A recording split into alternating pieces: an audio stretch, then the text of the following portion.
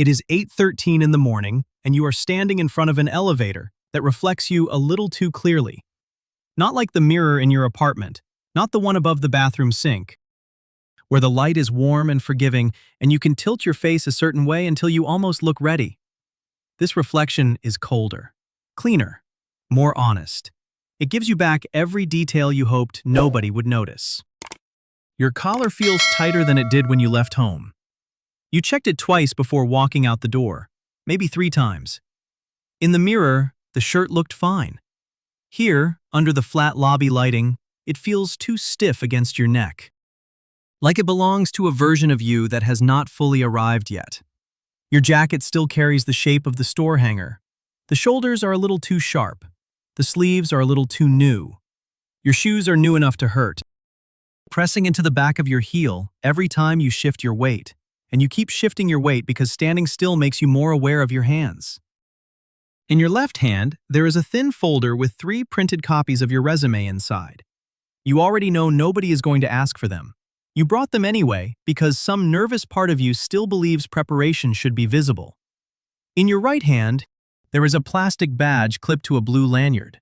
Your name is printed slightly off-center, the letters stretched in a font that makes you look less like a person and more like a temporary permission slip. Your phone vibrates in your pocket. You know who it is before you look. Your mother is asking how the first day is going. It is a simple message, almost too simple. The kind of message that belongs to a life outside this building, where people still think a first day is something you can describe honestly. You do not answer yet because nothing has happened. Not really.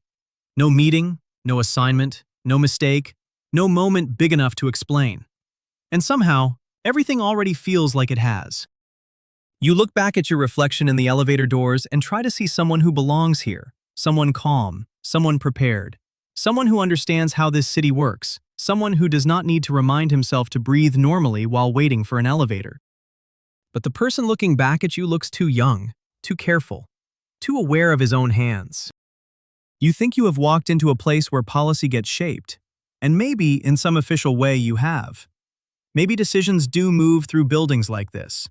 Maybe language written in rooms above you will eventually become rules, delays, approvals, exemptions, restrictions, loopholes, headlines. Maybe the things that happen here will ripple into industries and households and cities you have never visited. But the first truth is smaller than that. Quieter, harder to admit. You have not stepped into power. Not yet. You have stepped into the waiting room outside of power. A place where people stand close enough to hear the machinery, but not close enough to touch it.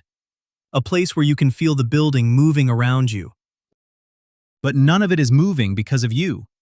If you want to understand how power really moves when nobody is watching, subscribe, because this is only the first floor. Level 1, Intern. The elevator opens, and you step inside with 3 other people who do not look up from their phones. No one asks who you are. No one needs to. In this building, being unknown is not a mistake. It is not an insult. It is simply your starting position. You stand near the back, holding the folder against your side, watching the floor numbers climb. The elevator smells faintly like coffee, dry cleaning, and expensive cologne. Someone beside you is reading an email with the kind of stillness that makes it seem important. Someone else is typing with both thumbs, fast, expressionless, already somewhere else in their head. You try not to stare. You try not to seem impressed by things that everyone else treats as normal. By 8:27, you are sitting at a narrow desk in a shared room near the copy machine, trying to make an old computer wake up. The screen flickers twice, then it freezes, then it asks for a password you have not been given. There is a cheap headset beside the keyboard, one foam ear pad slightly flattened from whoever used it before you. A stack of folders sits near your elbow, color-coded tabs sticking out at uneven angles. There is a mug left behind by someone who probably sat here before you and is now somewhere else. Promoted maybe. Burned out. Fired. Gone to law school. You do not know. The mug is still here, which makes the desk feel less like yours and more like a place people pass through. You are an intern at a political lobbying firm that represents the kinds of industries people argue about on television, but quietly depend on in real life. Energy companies worried about new restrictions. Technology platforms worried about hearings, investigations, and language that could turn into regulation. Defense contractors watching budget language line by line. Financial firms tracking proposals that could change how money moves before most ordinary people even know those proposals exist. Transportation groups, trade associations, corporate coalitions, companies with problems large enough to require someone in Washington to soften the landing.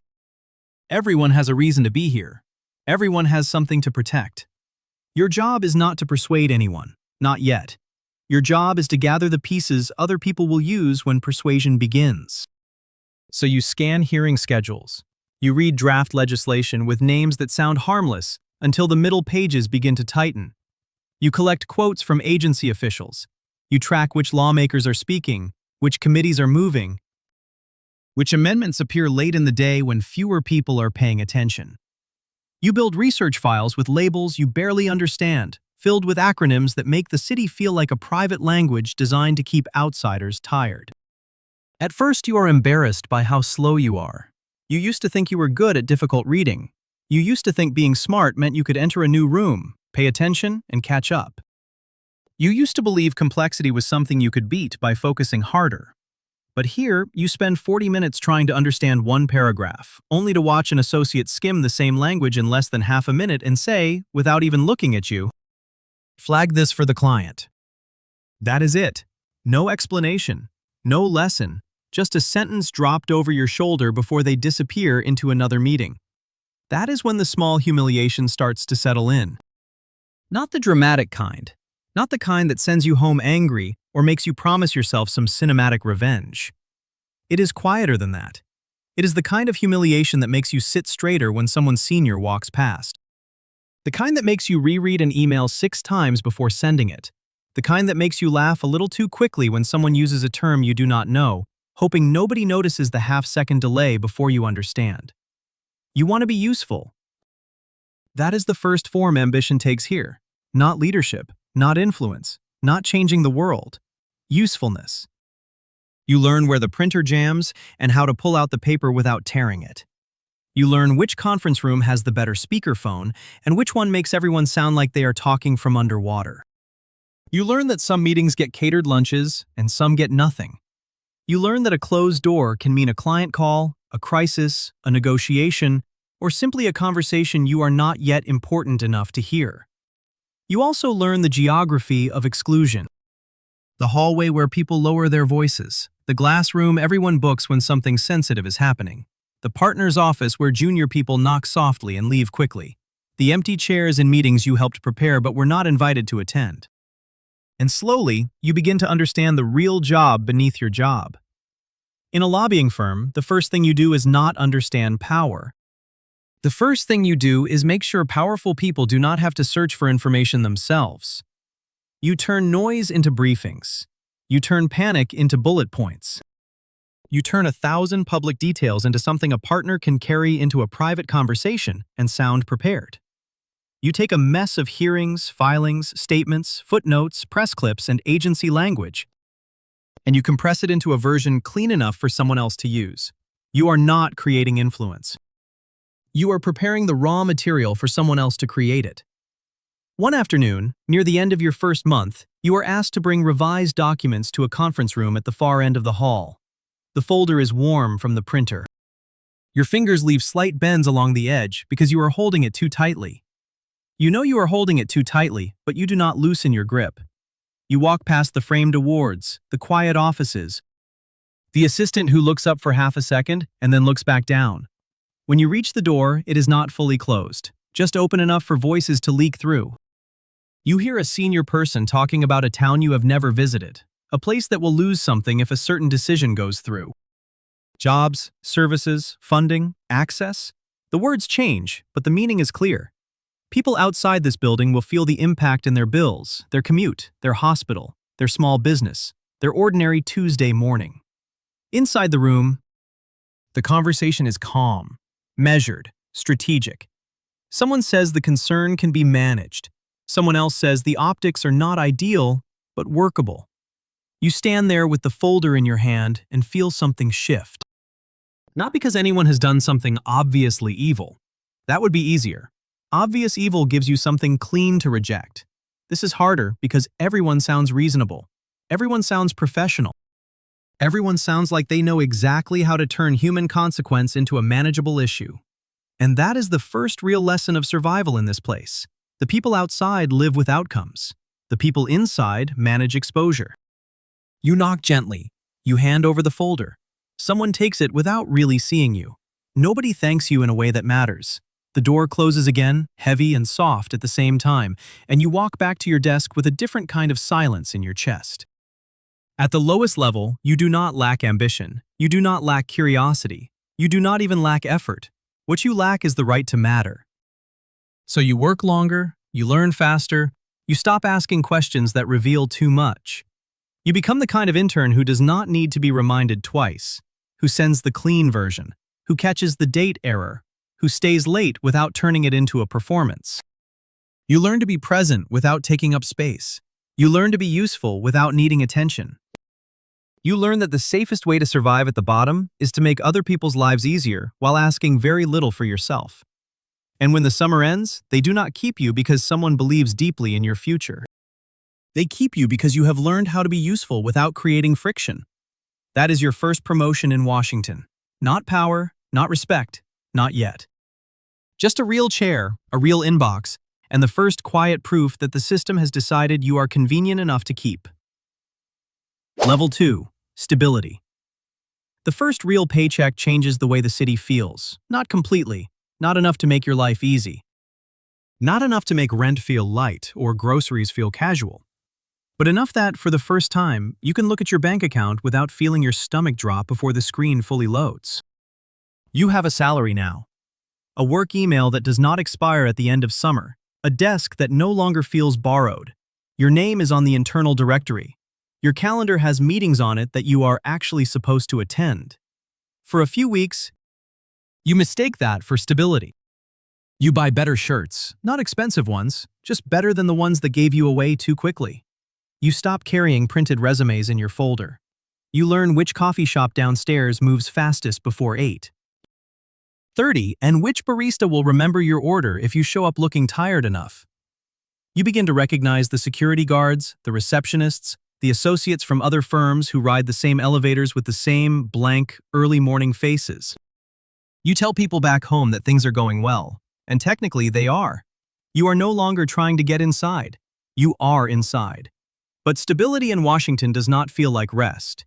It feels like being given a longer leash and being expected to call it freedom. Your days become a rhythm of controlled language. Briefing notes before client calls, backgrounders before meetings, draft statements before hearings. You learn to take a sentence that sounds too direct and sand it down until no sharp edge remains. You learn which words create alarms and which words make alarms sound like responsible concerns. You learn that nobody says a company wants to protect its margins. They say it wants to protect jobs. Nobody says an industry wants more time because the rule will cost too much. They say implementation requires clarity. Nobody says a client is afraid of losing ground to competitors. They say consumers deserve choice, innovation, and stability. At first, it feels like skill. Then it starts to feel like translation. Then, if you are honest with yourself late enough at night, it starts to feel like disguise. You are not lying exactly. That is the part that makes it harder. Most of what you write can be defended. The numbers are real. The concerns are real. The jobs may be real. The risk may be real. But the arrangement of those facts, the order they appear in, the things you emphasize, the things you soften, the things you leave resting quietly outside the frame, that is where the work happens. And you get good at it. Better than you expected. You learn how to make a private interest sound like a public concern. You learn how to make delay sound careful. You learn how to make resistance sound reasonable.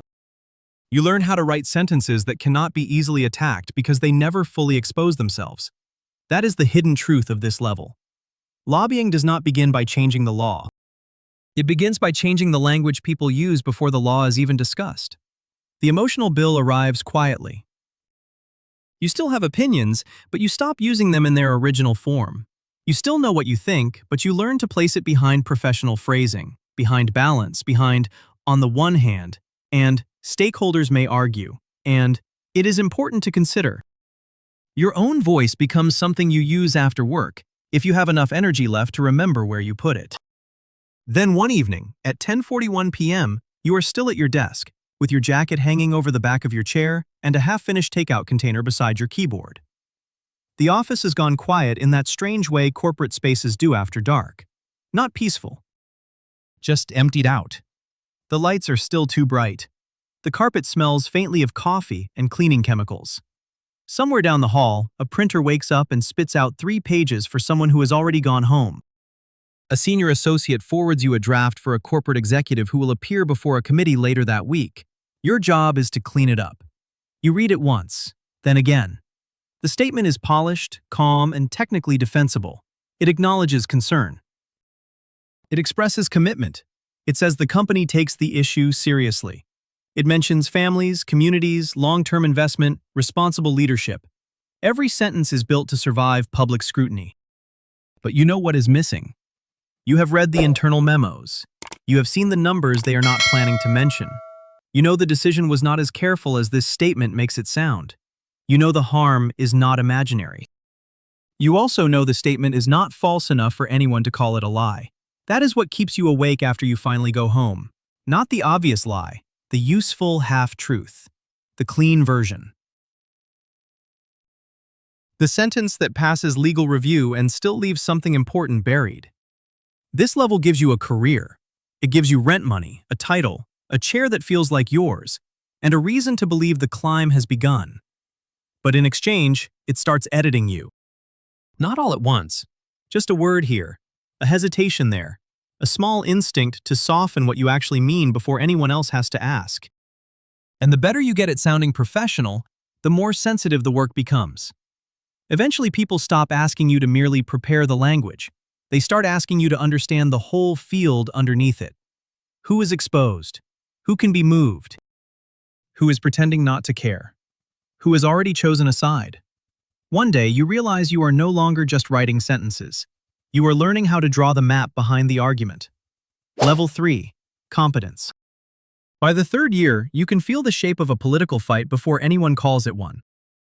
You know which documents are harmless theater and which ones can quietly reshape an entire industry if nobody stops them early. You know when a proposed change is just a headline, and when a small paragraph buried near the end of a draft could cost a client more than a public scandal. You know which weeks on the calendar are noise, which weeks are dangerous, and which Fridays everyone pretends are dead until something important appears after 5 p.m. Your desk looks different now. Not cleaner exactly, more serious. 2 monitors, stacks of marked-up drafts, a notebook full of names, arrows, question marks, and shorthand only you understand. Your browser is always crowded. Committee pages, agency notices, local news, donor filings, trade press releases written to look more confident than they are. There is always a coffee cup nearby, usually half full, usually cold. There are always tabs open that you swear you still need. You no longer read the system like a student. You read it like weather, and weather has patterns. You know which lawmaker is sensitive to factory closures back home. You know which one likes to sound tough on television but rarely pushes anything to the end. You know which staffer is new and still careful, which staffer is exhausted and practical, which office answers when the issue affects a local employer, and which office only moves when leadership has already blessed the direction. You begin to see pressure before it becomes public. A quote in a local paper, a donor event moved up by 2 weeks, a committee member asking a strangely specific question during a hearing, a trade association suddenly changing its tone, a spokesperson using one adjective instead of another, a coalition partner going quiet at the wrong moment. These are not random details anymore. They are signals, and your value comes from noticing them before they become obvious. This is the level where competence becomes real, not confidence, not polish. Not the version of competence that looks impressive on LinkedIn. Competence, the quiet, dangerous kind that comes from seeing how the pieces fit together. But the price of seeing the map is that you can no longer pretend the argument stands alone. You used to believe a good position could win if it was clear enough, fair enough, well-supported enough. Now you know clarity is only one piece. A good argument does not move by itself. It moves when someone with a reason to care repeats it. It moves when the right office hears it at the right moment. It moves when the language fits the pressure already building around the person who needs to act. It moves when the story, the timing, the messenger, and the fear all line up. That is the hidden rule you learn at this level. The strongest argument is rarely the one that sounds best in isolation. It is the one carried by the most useful pressure. And once you understand that, policy starts to look different. Not fake, not meaningless. Worse than that, human, negotiated, vulnerable. Full of sincere people, selfish people, tired people, ambitious people, frightened people, and people who have learned to call all of it process. You are better at your job now, but you are less innocent inside it. You sit in meetings where coalitions are discussed like architecture. Who can be added to make the effort look broader? Which local voice will make the concern feel less corporate? Which expert sounds neutral enough? Which group has credibility with the left? Which one can reach the right? Which one has a name that reads well in a headline? You learn that the appearance of consensus can be built piece by piece, like furniture. First the frame, then the names, then the letterhead, then the local angle, then the quote that sounds like it came from the ground up, even when everyone in the room knows exactly where the scaffolding started. Then, one afternoon, you are reviewing a coalition document before it goes out. The letter looks clean, balanced, public-minded. It has organizations listed at the bottom, names that sound independent, civic, almost grassroots. One name catches your eye. You are not sure why at first. Maybe you saw it in another file. Maybe it appeared in a funding report. Maybe your brain has simply been trained now to feel when two things are too close together. You open another file, then another, then an older grant report, then a disclosure attachment nobody bothered to rename. And there it is. The group is not independent in the way a normal person would understand the word. It has received money from the same ecosystem now benefiting from its public support. Maybe not directly enough to be scandalous. Maybe not recently enough to be disqualifying. Maybe there are enough layers between the money and the statement for everyone to stay comfortable. But close enough that your chest tightens when you see it. You look around the room, waiting for someone else to react. No one does. That is the part you remember, not the document, not the money, not even the tactic. You remember the silence. You remember realizing that the thing that unsettled you was, to everyone else, just part of the build. And in that moment, you understand something uncomfortable. You are not shocked because the room has gone too far. You are shocked because part of you is still standing outside the room, expecting it to be cleaner than it is. Competence does not just help you understand the system. It removes your ability to claim you did not understand. After that, your work becomes sharper. Your memos get shorter. Your instincts get faster. Senior people ask for your read before they make calls. You learn to say what matters without decorating it. You learn which risks are real, which ones are performative, and which ones can become real if ignored for too long. You learn when to speak. You learn when silence means approval. You learn when a small change in wording is not small at all. And eventually, once you have spent enough time mapping the terrain from behind a screen, someone decides it is time for you to stop sending the argument through other people. They put your name on the meeting list. They hand you the folder. And for the first time, the door you have been studying from the outside opens with you expected to walk through it and speak. Level 4. Leverage.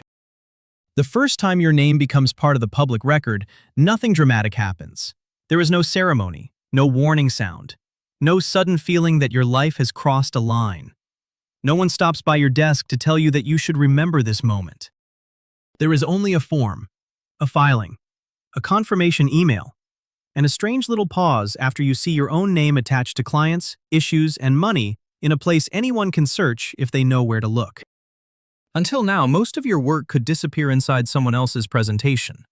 Your research became someone else's sentence. Your memo became someone else's talking point.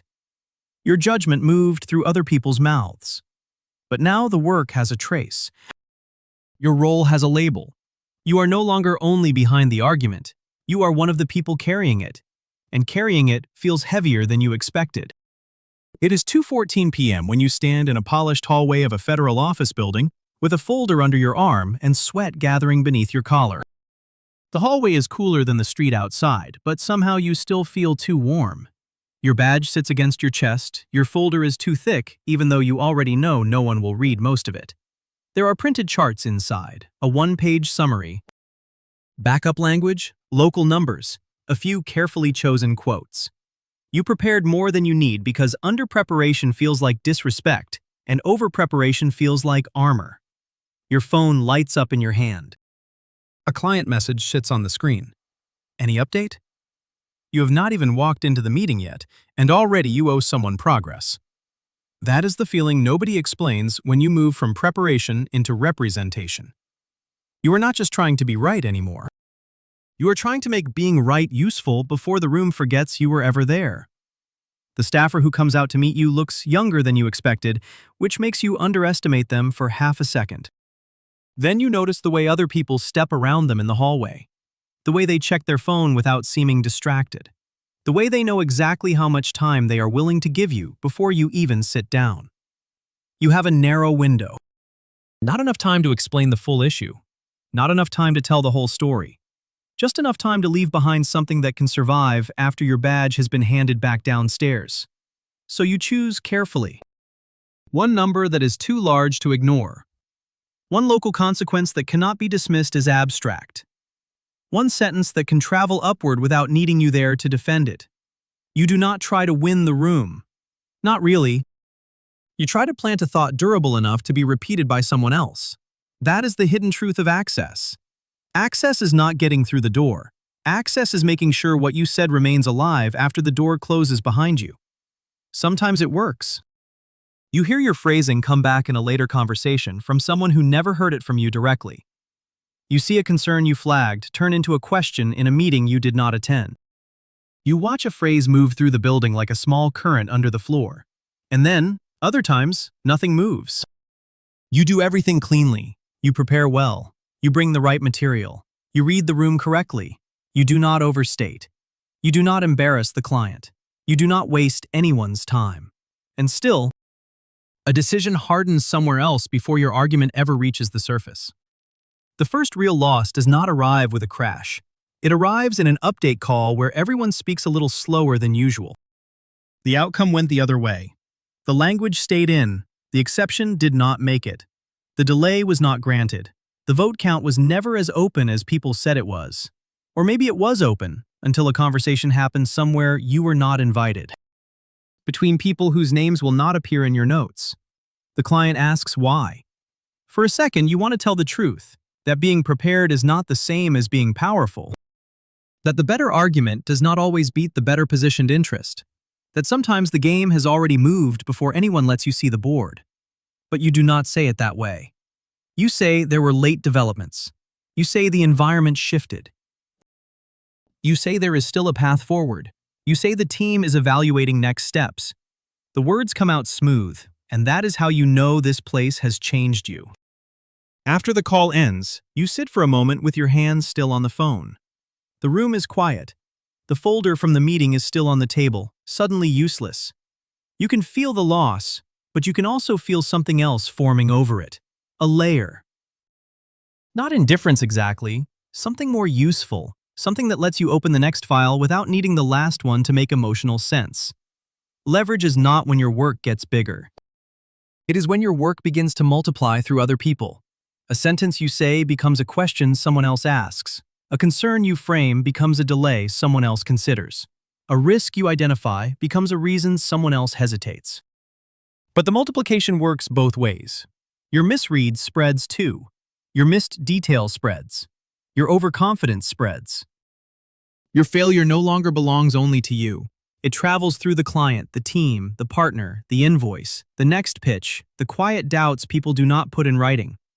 After that first loss, you understand that you cannot survive by winning one room at a time. Rooms are too small. Meetings are too fragile. Attention disappears too quickly. If you want to last, you need more than arguments. You need systems. You need coverage. You need people moving before you arrive and after you leave. You need a machine that can fight while you are somewhere else. Level 5. Scale. By the time you reach this level, the work no longer fits inside a single day. It follows you. From room to room, from call to call, from one screen to another, from one unfinished thought to the next. It keeps multiplying quietly in the background while you are busy answering something else. A regulatory deadline is moving faster than anyone expected. A client wants a carve-out that may not survive public attention.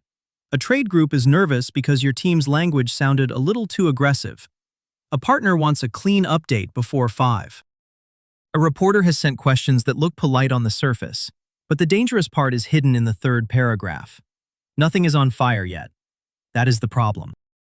At this level, most fires do not begin as sirens. They begin as calendar invites, forwarded emails, slight changes in tone, a client using concerned instead of curious, a partner asking for a quick check-in when nothing about the situation is quick, a journalist saying they are just trying to understand the timeline.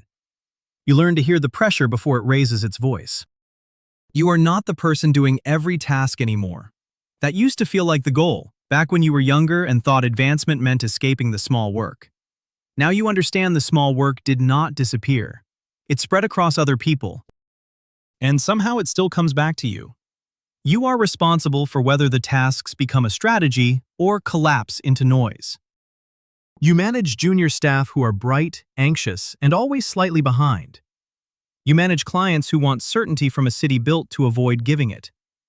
You manage partners who want confidence even when the facts deserve caution.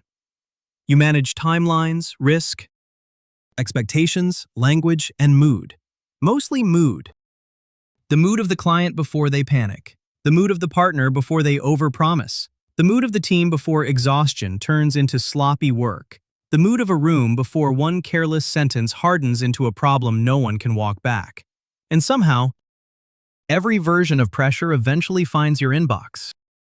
At 11:18 p.m., you are sitting on the floor of your apartment with your laptop open on the coffee table because your back hurts too much to stay at the desk.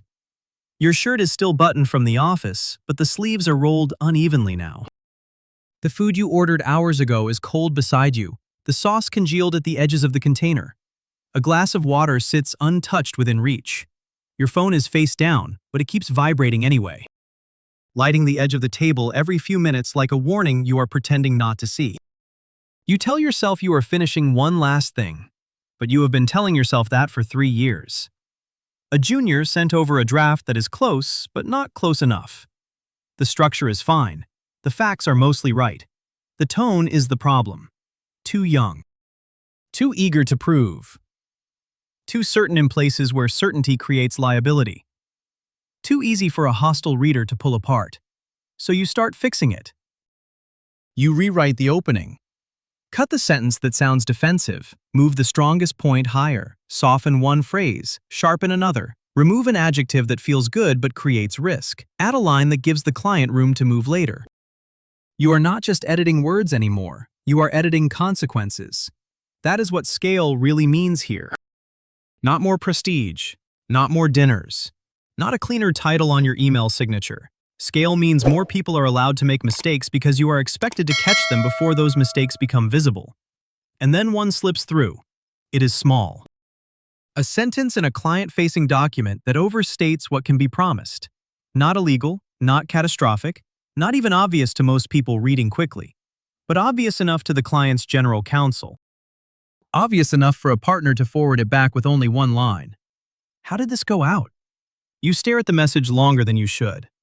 You read it once, then again, then a third time as if the sentence might soften if you look at it from a different angle.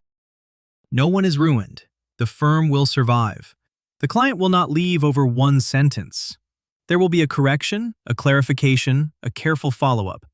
People will move on because people always move on when the damage is manageable. But something has changed. The client now knows your team can miss. The partner now knows you did miss. And you know the worst part is not that someone junior made the mistake. The worst part is that, at this level, their mistake arrives wearing your name. Scale does not free you from the pressure below you. It turns you into the place where that pressure collects. You still technically have a life. There are birthdays in your calendar, texts from friends you intend to answer when the day calms down, a dinner reservation you have moved twice and will probably move again, family calls you take while walking between meetings. using a voice that sounds present enough to pass. Your apartment has furniture you barely use. Your closet has clothes for events you do not enjoy. Your refrigerator contains things you bought because you believed, briefly, that this week would be normal. But the job has a way of occupying the empty spaces before you can fill them with anything else. It gets into the pauses, into the elevator ride, into the walk from the office to the car, into the 2 minutes before sleep, when your body is tired, but your mind is still sorting risk by urgency. It teaches you to treat your own life as something flexible, something that can be rescheduled, postponed, made up later. Later becomes the room where your personal life waits. And after a while, people stop waiting with it. You begin to understand why people in this business stop explaining their schedule to outsiders. It takes too long. It sounds fake. It sounds self-important. It sounds like an excuse, even when it is true. So you just say you are busy and let relationships quietly adjust around your absence. The strange part is that you are better than you have ever been. You can read a client's fear before they admit it. You can hear when a partner is overselling. You can tell when a coalition is real, when it is decorative, and when it will fall apart the second pressure arrives. You know which junior needs encouragement, which one needs correction, and which one will not survive another year of this pace. You are running more than work now. You are running capacity, your own and everyone else's. And that is the hidden truth of scale. Higher levels do not remove pressure from your life. They make you responsible for converting other people's pressure into something organized enough to bill for. Eventually, the firm starts looking at you differently. Not just as someone who can execute, not just as someone who can rescue a messy situation at midnight. They begin to ask whether clients trust you, whether teams follow you, whether you can walk into a room and make uncertainty sound manageable without sounding naive. Because once you prove you can keep the machine running, the question changes. It is no longer whether you can handle the clients the firm gives you. It is whether you can bring in clients of your own. Level 6. Power. At some point, the firm stops measuring you only by how well you handle pressure and starts measuring you by how much pressure you can turn into revenue. That is when you realize you have crossed into a different version of the business. Before, you were paid to execute, to prepare, to fix, to notice the weak line before anyone else noticed it, to make the senior people look calm, informed, and in control. Now, you are paid to attract. Clients are not just assigned to you. They come because your name is attached to a promise. Not a promise written anywhere cleanly, not something anyone would say too directly in a pitch deck. But everyone understands it. Something can be moved. Something can be slowed. Something can be protected. Something can be softened before it becomes too expensive. You walk into meetings you used to prepare binders for. You sit at tables where, years ago, you would have stood near the wall pretending not to listen. The strange part is how ordinary it all looks from the outside. Same conference rooms, same polished tables, same bottled water no one opens. Same notepads placed in front of people who will never write anything down. But the room feels different because your place in it has changed. People pause when you enter now. Not dramatically, not with fear. This is not a movie. Nobody turns in slow motion. Nobody whispers your name. It is smaller than that and more useful. A slight adjustment in posture. A brief recalculation. A sentence that stops halfway and returns in a more careful form. They know you have relationships. They know you have judgment. They know that if an issue needs to reach the right office, you may know which door opens, which person matters, and which sentence should not be said too early. By 9:46 p.m., you are sitting in a private dining room where the lights are low and the white tablecloth makes every glass look expensive. The room smells faintly of steak, polished wood, and someone's quiet attempt at discretion. You have barely touched your drink. The ice is already softened. Across from you, someone important is talking without saying the thing they actually want. Everyone here understands that direct asks are for amateurs. The real conversation moves differently. Around the table, between pauses, inside careful jokes, in glances that last half a second too long, in questions that sound harmless until they are repeated later by someone with authority. You smile at the right moment. You let silence do some of the work. You ask a question so ordinary that no one could quote it as pressure, but sharp enough that the person across from you understands you have seen the weak point. You do not need to push hard. Pushing hard would make the moment smaller. That is the hidden truth of power at this level. Power is not always command. Sometimes power is the ability to make another person adjust before you ever have to ask. And for a while, it feels almost elegant. The dinners, the returned calls, the shorter wait times. The client who listens more carefully now because your advice arrives wrapped in reputation. The younger staff who watch you speak and try to understand which part of the sentence did the work. You can tell yourself this is representation. Advocacy. The legal machinery of interests in a country where everyone is allowed to petition, organize, argue, and be heard. Most days that explanation works. Then there are quieter moments when it does not. You are alone in the backseat of a car after another dinner, collar loosened, phone battery nearly dead, the city sliding past the window in clean, dark lines. You look out at office lights still burning in buildings you know too well. Somewhere behind those windows, someone is writing the first draft of something that will become someone else's problem. You think about the people affected by the decisions being shaped in rooms like the one you just left. Not as a speech, not as guilt dramatic enough to change your life, just as a small pressure behind the ribs. Because you know there are voices that will never be represented with this much preparation, this much repetition, this much money behind the door.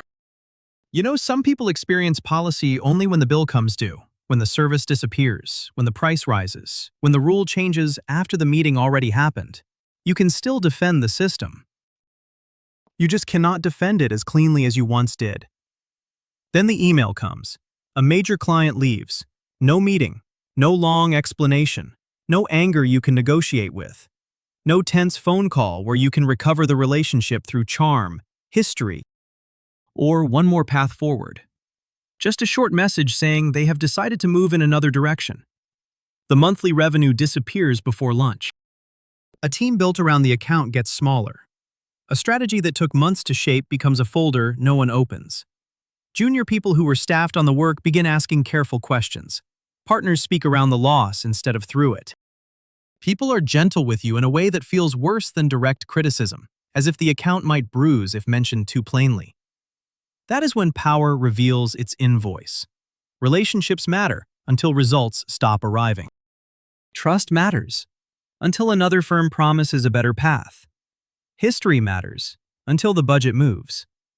At this level, loyalty is not fake, exactly. It is just conditional in a way everyone understands but nobody says out loud. You look at the client list again with colder eyes, not bitter, clearer. Power gives you the right to enter rooms that once made you invisible. But it also teaches you that every relationship has a market value, every favor has a memory, and every seat at the table can be taken away the moment someone believes you no longer protect their interests. After that, the work changes again. You are no longer thinking only about gaining influence. You start thinking about how influence gets damaged, how reputations crack, how headlines travel faster than strategy, how the people who once needed you can become the people you need protection from. And that is when the next level begins. Level 7. Protection. At the higher levels, your job stops looking like ambition and starts looking like containment. You are no longer chasing every opportunity in front of you. You are watching for the thing that could undo 10 years of careful positioning before most people have finished breakfast. A sentence taken out of context. A regulator asking a new kind of question. A shareholder letter with teeth in it. A leaked email. A committee chair looking for a public target. A competitor pretending to be concerned about fairness while quietly pushing a rule that would hurt everyone but them. This is what the work becomes when you are close enough to the center. Not motion, not growth, not the thrill of being invited into more rooms. Protection. Keeping the structure standing while everyone else believes it was never in danger. By 6:07 a.m., you are standing in your kitchen before the lights are on, barefoot on cold tile, reading a headline that was published 8 minutes ago. The house is quiet. Too quiet. The coffee has not brewed yet. The dishwasher is still full from last night because you came home too late to empty it. There is a glass on the counter with a fingerprint near the rim. Your phone is already hot in your hand. The story is not catastrophic yet. That is the problem. Catastrophes are easier to recognize after they have names. After everyone agrees what happened. After the stock drops. After the hearing is scheduled. After the agency sends the letter. After the clip starts moving online with a caption that turns nuance into ammunition. But this is still forming. A phrase in the article could move markets. A quote could trigger a hearing. A small detail could wake up an agency that had been looking elsewhere. You can already see the paths branching out from it, each one expensive in a different way. Then the CEO texts you. Call me. Before the first sip of coffee, the day has become a defensive operation. You coordinate lawyers, consultants, communications people, state-level contacts, industry allies, and people who never appear on an org chart, but somehow know exactly who needs to hear what before noon. You decide what should be denied, what should be clarified, what should be ignored, and what should be handled through someone else, so the company does not appear too eager or too afraid. You know when silence looks confident and when it looks guilty? You know when the executive should speak and when speaking only creates a second headline. You know when a friendly voice should make the call, when a trade group should carry the message, when the company should stay behind the curtain and let a broader coalition absorb the heat. That is the hidden truth of protection. At this level, the job is not always to create influence. The job is to keep existing influence from being destroyed. And it makes you careful in a way younger versions of you would have mistaken for paranoia. You trust people by category now. Trust with language. Trust with timing. Trust with money. Trust with silence. Almost no one gets all four. A person can be useful and dangerous, loyal and ambitious, friendly and already calculating their exit. Today's ally can become tomorrow's source. Today's opponent can become necessary in 6 months. Someone who owes you a favor today may need to deny knowing you tomorrow, and if they do it well enough, you may even respect them for it. So you keep relationships close enough to activate, but far enough that betrayal does not reach the center of you. That is the emotional bill of this level. You do not lose your life all at once. You lose the ease of believing people mean only what they say. The crisis peaks around noon. Calls stack on calls. A draft statement goes through 7 versions. Someone wants to over-explain. Someone wants to attack back. Someone wants to wait. Someone says the company should be more forceful. Someone else says forceful will look defensive. The legal team wants precision. The communications team wants simplicity. The CEO wants confidence. The board wants assurance. The market wants not to be surprised. You say no more often than yes. You remove adjectives. You slow people down. You push one conversation off the record, move another through counsel, and let a third happen through an industry group because the same message sounds less self-serving when it comes from a crowd. By evening, the worst version of the story has not happened. The stock holds. The hearing does not get announced. The regulator asks for background, but not documents. The CEO appears composed on a short call with investors. The reporter moves on to a larger story. The public never sees the machinery that kept the day from breaking open. You have won. And the reward for winning is that almost no one knows there was a battle. This is what protection feels like at the top. Not applause, not credit, not even relief that lasts more than an hour. Just a normal-looking day preserved by invisible effort. A crisis that did not become a crisis. A headline that did not become a week. A threat that disappeared quietly enough for people to assume it was never serious. You go home late and stand in the dark kitchen again, the same place where the day began. The coffee mug from morning is still by the sink. The tile is cold under your feet again. Your phone lights up with a message from someone thanking the CEO for strong leadership. You read it once, then you put the phone face down. At this level, the highest compliment is absence. No scandal, no panic, no visible wound, no proof that you were there. And after enough years of winning by not appearing, you begin to understand the final form of this world. You do not need your name on the door. You do not need a title that explains everything. You do not need public credit. You only need the right people to answer when you call. Level 8. Legacy. At the highest level, the job stops needing a title. There is no clean way to explain what you do anymore. No single line you can put on a business card that would make sense to someone outside the system.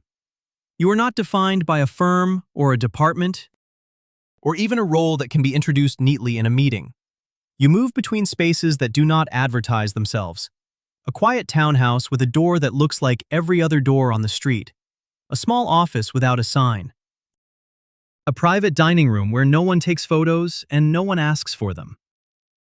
A back table at a restaurant where the staff knows not to hover. A phone call taken from the side of a hallway while other people keep walking. Never realizing the conversation could change more than the meeting they are rushing toward. You are not absent. You are just not visible in the ways that used to matter. It is late, and the house is still. Not peaceful exactly. Still. The kind of stillness that comes after a life spent inside constant motion. You open a drawer you have not touched in years, looking for something else, and your hand finds a plastic badge at the bottom. For a second, you do not move. The edges are worn down. The color has faded slightly. The clip barely holds. Your name is still there, though the print has softened, like it no longer expects to be read. You hold it between your fingers and feel the cheapness of it. That surprises you. After all these years, after all the rooms, all the calls, all the dinners where nobody asked directly but everyone understood, this small plastic thing still feels like the beginning. Around it are other things you never organized. Old business cards with titles that sounded permanent at the time. Names of people who are now somewhere else entirely. Some retired. Some promoted into roles you once chased. Some pushed out. Some investigated.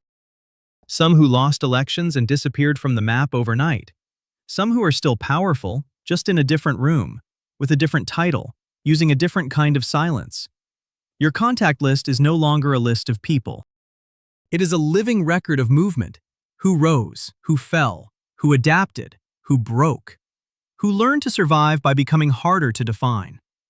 Over the years, you have been part of decisions that never carried your name. Language that changed before it reached the public version. Rules that were delayed until they no longer mattered. Clauses that were rewritten until they became something else entirely.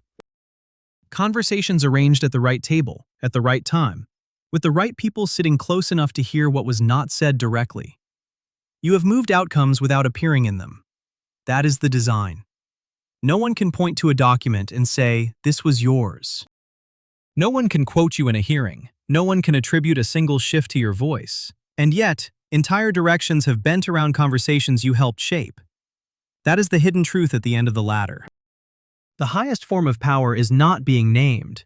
It is being embedded.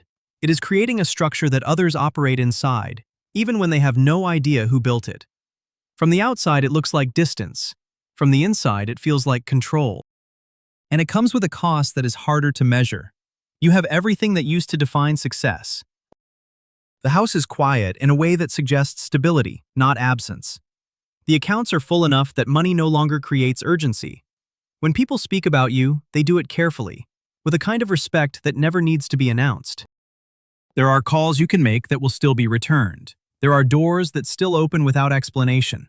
You do not wait the way you used to wait. You do not introduce yourself the way you used to introduce yourself. You do not need to prove you belong.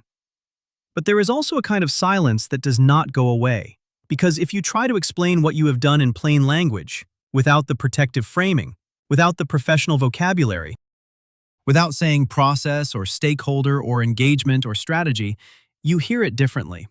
You hear the distance between intention and outcome. You hear how clean decisions sounded in rooms where consequences were abstract. You hear how many times you adjusted something small that later became something large. You hear the old version of yourself asking questions you would now know how to answer too smoothly. So you stop explaining.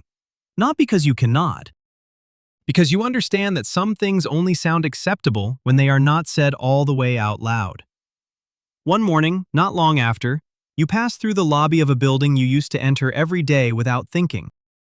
You are not expected there anymore. Not officially. You are just moving through, on the way to somewhere else, when you see him. A young man standing near the elevator, shifting his weight slightly, holding a thin folder, adjusting a badge that still looks too new. His suit has that stiffness you remember. His shoes are not broken in yet. He is looking at his reflection in the metal doors, trying to find the version of himself that belongs. His phone lights up in his hand. He glances at it, then locks the screen again, like he does not want to be distracted from the moment he thinks he is about to enter. You recognize the expression immediately. Not confidence, not fear, something in between. The belief that he is stepping into a place where logic and preparation can shape outcomes if he learns fast enough. You do not speak to him. You do not need to. Because in that moment, you understand something with a clarity that does not feel dramatic, just final. The system does not require you anymore to keep moving. It has already learned how to reproduce itself. It has new people who will enter, learn the language, absorb the rules, and slowly adjust in the same small ways you did. The cycle does not need your presence. Only your precedent. And standing there, watching him wait for the elevator, you realize the hardest part of reaching this level is not what you have done. It is that there is no clean way to explain it to the person you used to be, without changing the way he sees everything before he even begins. The elevator doors open again, just like they did on your first day. He steps inside with people who do not look up. He holds his badge a little too carefully. He stands a little too straight. He is trying to look like he belongs in a place that has not decided that yet. Somewhere above him, there are doors he cannot see, rooms he will not enter for years, conversations he will only hear about after they are already over. Somewhere above him, there are versions of you he would not recognize. The badge in his hand is just plastic. The desk he will sit at will feel temporary. The files he opens will look harmless. The coffee will go cold while he tries to understand things no one has time to explain. But none of it is neutral. Because the system does not need to force you to betray anything all at once. It only needs to reward you each time you bend, just slightly, in the direction it prefers. And by the time you notice how much you have adjusted, you are already inside.